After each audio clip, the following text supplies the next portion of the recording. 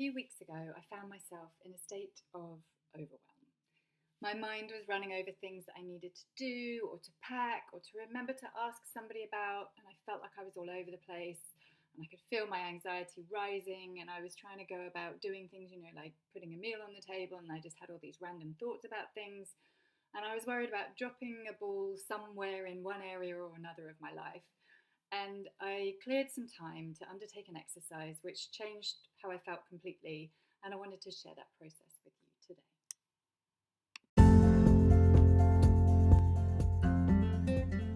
It's nearly 10 years since my burnout experience, and I believe that it wasn't necessary for me to burn out, and it's not necessary for you either. In this podcast, my guests and I share our real-life experiences with burnout. We get into the science of stress and share actionable tips on how to prevent burnout and how to recover from it. I'm Hannah Holden, ex-management consultant and burnout survivor. I work with management consultants to help them avoid and overcome burnout. I help them to get intentional about their choices, rebuild their energy, and embed new healthy habits so that they can get back to loving life.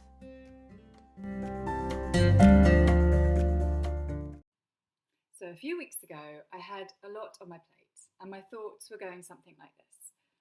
I must remember to ask for the client service management reports. Oh, I must remember to pack towels for our trip because the accommodation isn't providing towels. Do you think I should say this in the speech that I'm giving? Would that be appropriate? Would that help? Would that add to it? How much should I charge for that course I'm launching? Like, one person said this and another person said that. Yeah, I don't know. Oh, and I need to make sure that we have enough dog food for the trip when we go away, because we don't want to be having to go and buy dog food when we're there. So yeah, my mind was all over the place. And on top of that, the speech that I was giving was for an event that we were holding in memory of my dad, because we lost my dad back in May. And so on top of all of that, I was experiencing these waves of grief, and emotions were kind of running high in the family and in me.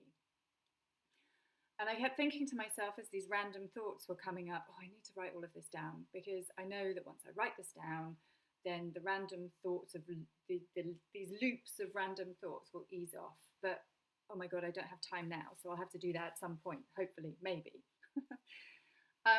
And this kept going on over a few days, where my mind was on this mental loop of all these random thoughts, and I kept thinking to myself, I really need to just clear some time to be able to write all of this down, because I know how the subconscious mind will continue to prompt me and think of all of these really helpful thoughts, but they're all valuable thoughts, but they're not very helpful when you're trying to just go about your day. They just, for me anyway, they were just creating anxiety every time. Oh gosh, I must remember that. So I did make some time to write this down, and this is what I did. So I took a blank piece of A4 paper, and I've got this piece of A4 paper in front of me right now, and in the middle of it, it says things on my mind. And I've drawn a circle around the things on my mind. And then I've started to draw lines coming out from that. And then there was the trip. So we were making a trip down to Lyme Regis. So I've written the words Lyme Regis on one of these pieces, one of these arrows coming out from things on my mind. And then there were things to pack for the event. There were thoughts I was having about the speech, and when am I going to get time to write the speech and finalize it, and ideas that I had that were going to go into it. There were things that I needed to pack for the event. I needed to take my laptop. I wanted to remember the tripod. I wanted to remember my microphone. I wanted to take my speakers. There were all these things that I needed in order for the event to be successful, which, as I mentioned, was an event in memory of my dad. So emotionally important, and I wanted that to go right. And then there was all the packing to do for myself, for my daughter, for the dog. So I had all of these thoughts about things that we needed to pack. So I've ended up with this section of the paper full of like lists of things that I needed to pack and ideas that I was having. Then another section was about work, a piece of consulting work that I was doing. And I've written a kind of to-do list there. We needed to do a maturity assessment. We needed to do some financial analysis. We were going to give them, I needed to do some options analysis. I needed to think about recommendations and how they would be practical and how we could tailor them to this specific client and their scenario and their size and so on. We needed to look at their application estate. We needed to look at their service management metrics. So I've got this whole list of things that I needed to do from that, I've got lists of I've got links out to people's names of people that I needed to ask about these different bits and what I needed from them and when I needed it from them. So that's another section of this paper. And then another section, I've written my business. So I'm referring to my stress and overwhelm business. And in fact, podcast is one of the things. And when am I going to finish finalizing the next podcast? And I need to write the blurb that goes with it and so on. And then I've got, I had a client conversation coming up, so I had some ideas and some thoughts and some questions about that, and I needed to, what were the key messages that I wanted to convey to this particular client, and which are the offers that I'd like to be offering to this client, and do I need to print out some stuff so that I've got notes in front of me for when I have that call. And so I've got all of these different thoughts and ideas and questions all over this piece of paper. But ultimately, they fell into those three categories. So there was the trip, there was the consulting work that I was doing, and then there's my business. And so they seem to have fallen into that. And just by creating this mind map, recognizing that there are these three things that I'm looking at, just recognizing that there were three areas made it all feel a bit more manageable.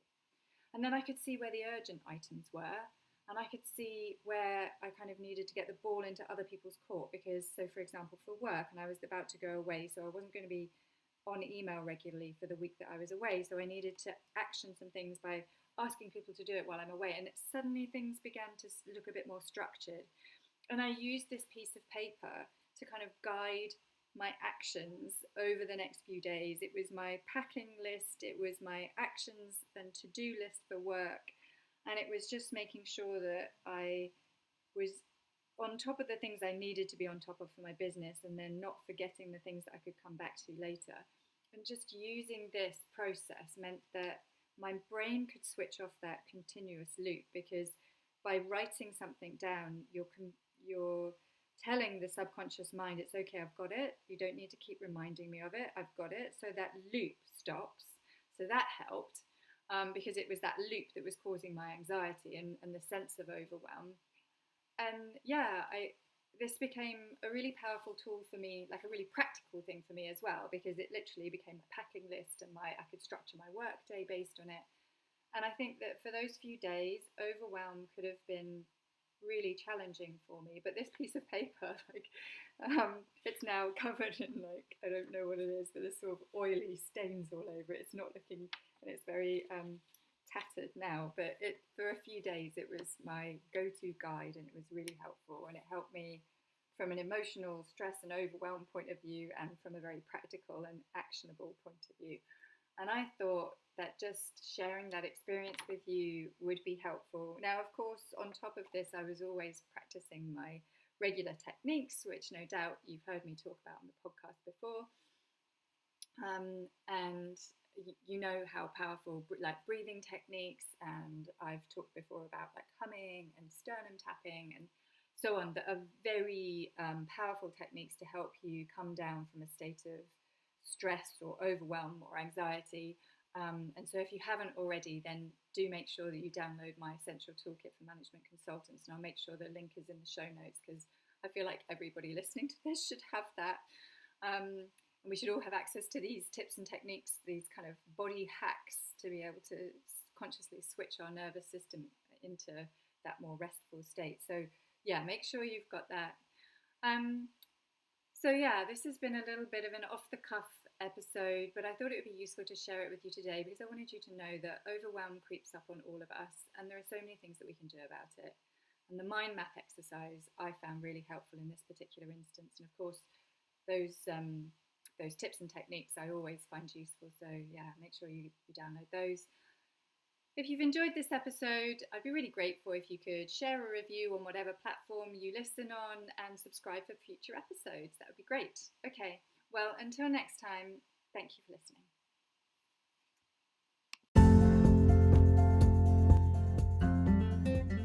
These podcasts are here to help you manage your stress and burnout, and your feedback is really valuable. So please rate this podcast, and also drop me a note with any questions, suggestions, or feedback that you might have.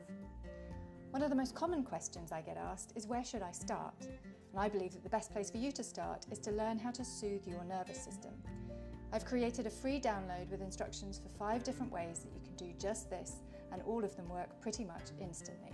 It's called the Essential Toolkit for Management Consultants. You can download it now at www.hannahholden.co.uk/essential. One last thing, it's the legal language. This podcast is presented solely for educational and entertainment purposes. It is not intended as a substitute for the advice of your doctor, psychotherapist, or other qualified professional.